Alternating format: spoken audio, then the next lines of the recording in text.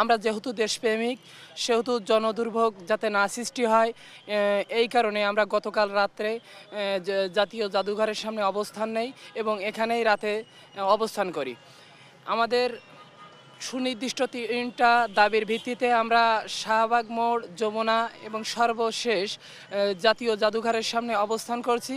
আমাদের 3টা দাবি। প্রথম দাবি, আমাদের জুলাই যোদ্ধাদের এবং শহীদদের জাতীয় স্বীকৃতি অর্থাৎ সনদ প্রদান করতে হবে।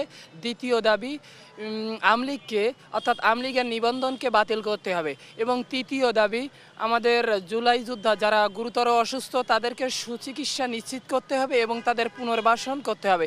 এই 3টা দাবির ভিত্তিতে আমরা গত বৃহস্পতিবার থেকে আজ পর্যন্ত অর্থাৎ 96 ঘন্টার অধিক সময় আমরা এখানে অবস্থান করছি এবং সরকারিভাবে প্রেসিং ব্রিফিং এবং প্রজ্ঞাপনের মাধ্যমে যতক্ষণ পর্যন্ত আমাদেরকে সুনিশ্চিত না করছে যে এই দাবি পূরণ করা না হয় ততক্ষণ পর্যন্ত আমরা রাজপথে থাকব। যেমনটি তিনি বলছিলেন যে যতক্ষণ পর্যন্ত না জুলাই সনদকে